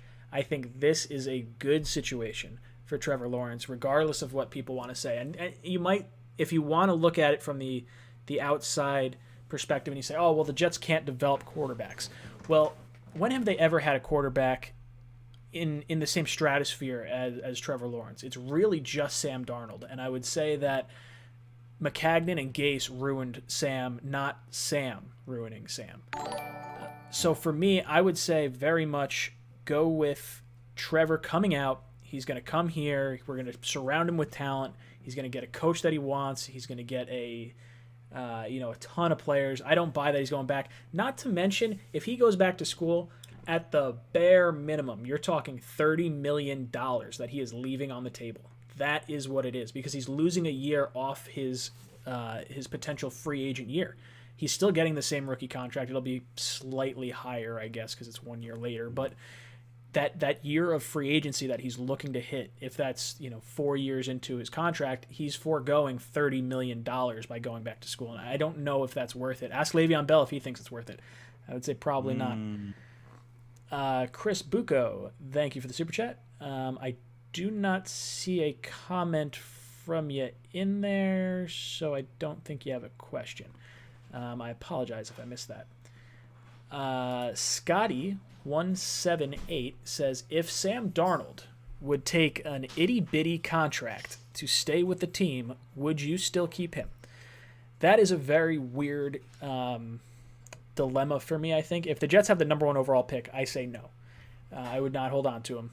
If the Jets finish with the 3rd or the 4th pick, yes. If Sam takes a 3-year contract, let's say we pay him a little bit more on his 4th-year option, and then we take a smaller hit in years 5 and 6, then yes, I would keep Sam Darnold. I just don't think that's really in the cards. Matt, what do you think about Sam Darnold taking a smaller contract?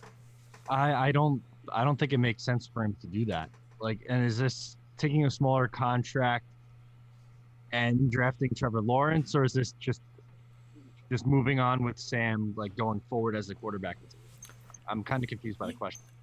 I would say you'd split it 2 ways. It could be, hey, the Jets have the 1st pick and you take Sam Darnold on a smaller contract, and then maybe you trade out and build around him. Or the Jets don't get the 1st-round pick, Sam still takes the itty-bitty contract, and you continue to build around him. I think we're all on board with Lawrence at 1. So let's play the devil's advocate here and say you don't land at 1, or Sam takes a small contract and he's worth holding on to. What do you think? Then yeah, probably at that point I would.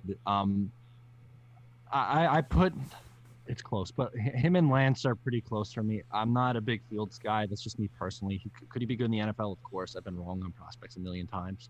But I think then I would feel comfortable rolling with Sam if that's the options that's laid out for me. Greenbean, what do you think about the small contract for Darnold? Well, I think that he's not going to have as much leverage as some of these quarterbacks that are playing well anyway. So I think he's going to have to take lower end of the quarterback market, but I don't think he's going to. Let's not forget that Sam Darnold held out his rookie year. A lot of people forget that. He held out in the beginning of training camp. I think it only lasted 2 weeks or a week and a half or something like that. But he did, because there was a stickler. They were being a stickler about specific wording in the contract. I don't see Sam Darnold's team playing games with that sort of stuff. I just don't see it. I think that's probably an unrealistic idea. Guys, if you want to see Adam Gase fired at the end of this season, hit the like button on the bottom of this video. We have 177 likes, and we got 440 people in this chat right now. There is no reason why we should be having Adam Gase on this team next year. And for all you guys that don't like it, that's telling me that you do want Adam Gase. And you guys are bad people. That's right. Guys, if you want your shot to win a hat, shirt, or mug at the end of the stream, we got about 20 minutes left. All you have to do is click in the link in the description on the Flick chat and answer this question. There's a poll question right there. When the Jets land the 1st pick, are you taking Trevor or trading out? All you have to do is answer that. I'll go over the results for what you guys think at the end of the show, and then we'll raffle someone off a hat, shirt, or mug from the Jets Talk store. Jamizis 45 says, just came to say Jets aren't taking Trevor. Most likely trade back. As Jet fans, you guys should know Darnold isn't the problem, it's our organization. Yes, you are not wrong, 110%. But we will take Trevor if we get the number 1 overall pick. And it's all about the timing. It's all about the head coach coming in, being able to select his own guy. We've said it before, if he does want Sam Darnold, the new head coach, then I'm all about doing that. But I don't think you hamstring a new head coach with a player that he may not necessarily want because you think you can get more assets by trading down. Green Bean, your thoughts? Yeah, and I think that point by Matt, I'm glad that he said it because it really is a good one. It's like if we hired whatever coach, Greg Roman, and Greg Roman comes in here and says, no, man, dude, Sam Darnold is being mismanaged. I can make that guy into Peyton Manning. Then great. Then it's fine. But you don't want to start that way. It's going to limit the prospects for head coach that we can get. And then even the guys that come, there's always that like excuse. You know what I mean? There's kind of like that built-in excuse, that divisive kind of like, hey, I wasn't, I didn't pick him, whatever. I just think when we get a new head coach, that first pick is an attractive carrot to dangle. And if they would rather have Trevor Lawrence, I think it's a no-brainer. Like, again, it's sad. I want to make sure that it's understood that I'm sure we're all feeling that way. But at least for me, I'm not saying I wanted to get rid of Sam. I'm not saying he sucks. I'm not saying any of those things. I'm just paying attention to the wind and which way it's blowing. And that's kind of what I'm saying. Matt, what do you think? Yeah, I'm 100% with you guys. It's I don't want to see Sam Darnold go. It really sucks if that's the way that this is going, but I think we have to read the tea leaves a little bit here and realize that if you're picking a new head coach, there's a chance that he's going to say, yeah, number one pick. Okay, let's take the generational talent, Trevor Lawrence. And if that's the case, and if that's what your number one candidate wants to do, then you can't say, no, I don't want to hire the number one coaching candidate. I want to hire coaching candidate 11 who is okay with keeping Sam Darnold because he just wants another shot in the league.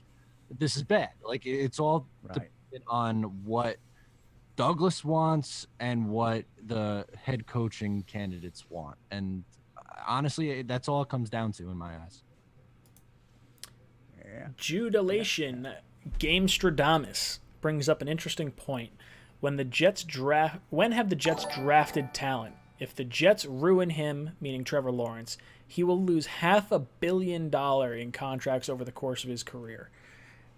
So, what are your guys' thoughts on the thought of Trevor Lawrence staying in school because he wants to potentially get a $500 million contract at some point in his career? Matt, I'll kick it to you first.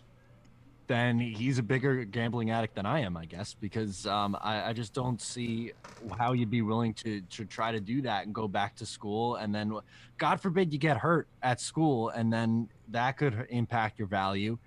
It's the Jets actually have drafted some talent, like Jamal Adams, like him or not. That's a home run of a pick. That's a hit of a pick. It's easy to say that, but to me, if you said there's a slim chance if you hold out for another year and go back to school that you get $500 million, or there's a guarantee no matter what happens, you're going to get however many million. Give me the $1 million. I'll be completely fine with that. Green Bean, your thoughts? Yeah, see, there's this weird opinion that somehow the Jets are this franchise that ruins quarterbacks. That's actually not anywhere close to being accurate. You look at Chad Pennington, dude, we built a great team around him. Chad's thing was his injuries, right? He was season-ending injuries 3 times. Look at Mark Sanchez.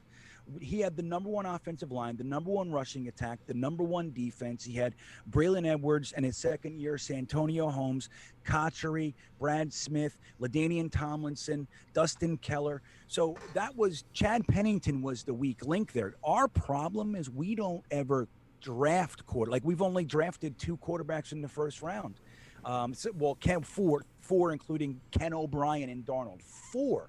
Our problem is we never have a quarterback. Sam, we ruined that poor kid, and he's going to need some time to heal, in my opinion. But we're not like known as this franchise that like just chews up quarterbacks and spits them out. It's not really true. It's just fresh because we did it with Sam, and those guys are gone. The bad men are gone. You know, Mike McCagnon is gone.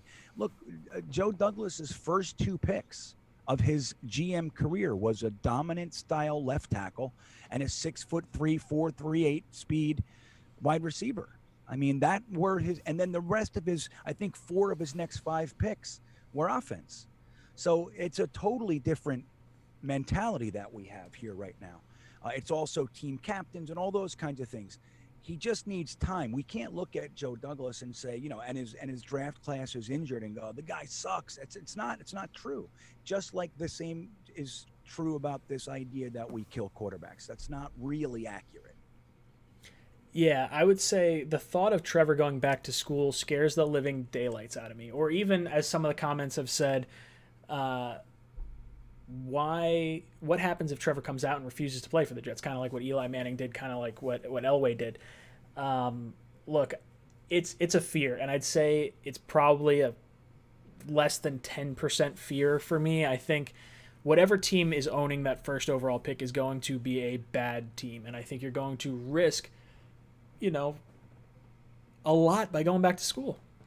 You go back to school, you get injured, you lose a ton of money. You go back to school, you wind up on a different franchise. Like, the Jets are set up pretty well. If we get that number 1 overall pick, we're going to be a pretty attractive landing spot for a head coach and for a few free agents that see the value in playing with Trevor Lawrence.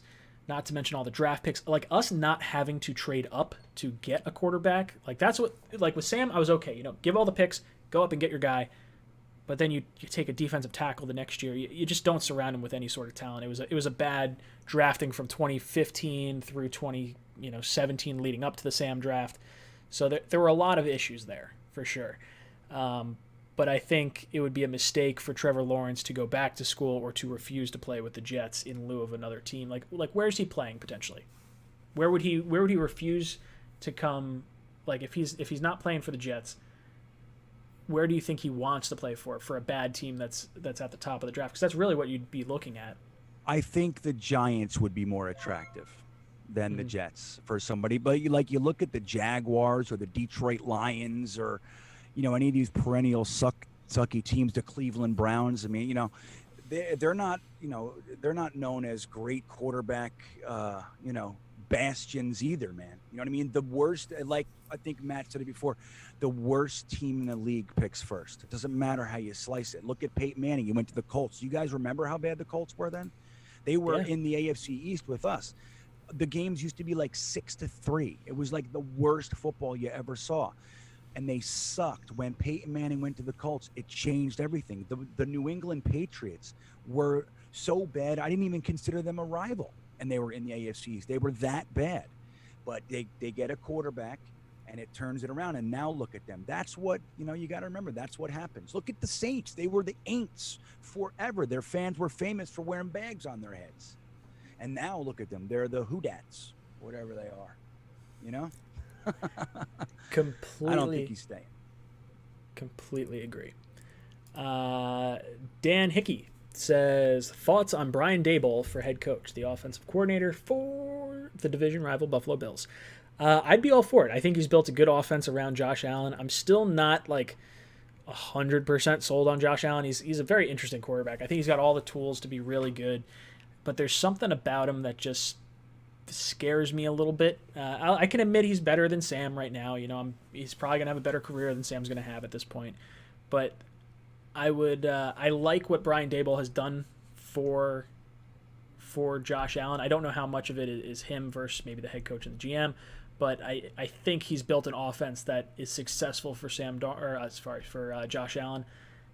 And I could roll with this. He may not be my top choice, but I think he would be a fine choice at that. Matt, what do you think? Yeah, I like him. He's definitely in, I would say probably my top 5-ish candidates, somewhere in that range. I mean, it could be recency bias. The last couple of weeks have been a little bit tough on him, so I'd like to see how he adjusts the rest of the way. I agree, Allen still scares the life out of me with his play. I think he's very reckless, but yes, he is better than Sam Darnold right now. I can admit that. But I do like what he's built there. He is an interesting candidate. He makes my top 5. Green Bean, your thoughts on Brian Daboll?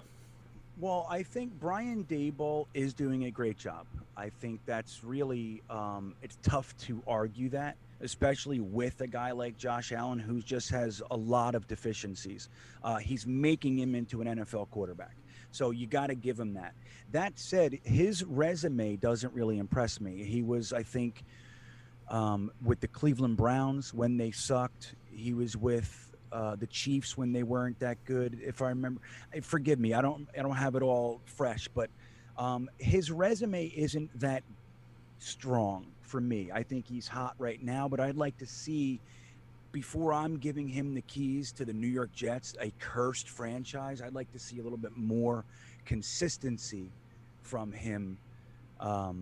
Yeah, I don't know. I like what he's doing, but he's not the guy I would probably choose. Chris Bucco says, worried about the Jags. If we win one, I feel it's over. Anyway, Joe starts putting players on IR to secure number one. Need number one for a better head coach and this rebuild. Chris, I could not agree more. The Jaguars scared the living daylights out of me. I was hopeful at the beginning because it looked like they were going to win a few games. Now I'm not so sure. I think they are hands down the biggest threat to the Jets getting that number one overall pick. I don't know if you look at this roster, who are you really putting on IR? Like that's more so my worry. Like maybe Sam gets banged around and you're like, oh nope, IR right away. Like sorry, that's like the only thing that might happen. We already gave away Le'Veon Bell. I could see us trading Crowder, and if Joe dismantles this team at the trade deadline the way he might want to just guarantee the bottom falls out here, I don't think we'll have to worry about it. I don't know how much Joe has a say in putting players on IR, because that would be interesting to see if it came from him, where it's like, okay, hey, Mims, you're going on IR. You're not playing right now. Oh, Becton, let's give you a little bit more time. And that way it's just sort of getting a little bit worse and a little bit worse and a little bit worse week in and week out. I don't know. Greenbean, what do you think about the Jaguars and putting players on IR? Yeah, I don't think I think once you start doing stuff like that, like blatant moves to tank, you get yourself in a lot of trouble. So I don't see that. I think Joe Douglas has been around long enough to know you can't be that forward. But we did just put Frankie Louvu on IR. I think that was a big one. So I don't know. I think guys are sincerely getting hurt all over the place. I don't think he really even needs to. I mean, Mims, I don't know what his deal is. I don't even know if we'll see him this year, sadly. But guys like Crowder, the way that he's playing right now, I mean, he's taking a million hits. He's running his ass off. He's, I don't know how long he'll make it. He might not even make it through the season. So I don't think, just to answer the question, I don't think that he would be putting players on IR, but nobody scares me. I think the Jets scare me. The Jets are classic when it comes to pulling this crap, winning that exact game you don't need to win and ruining your draft position. We do that. My hope is that Joe Douglas trades enough players and keeps Adam Gase around long enough that doesn't happen. Matt, your thoughts on IR-ing players to secure the number one pick? Yeah, I don't see that happening. I agree. I'm looking at the Jaguars schedule right now, and there's not many winnable games for them on here unless something wild happens. I don't think that's going to be the case. I agree with Greenbean. You trade out some more players.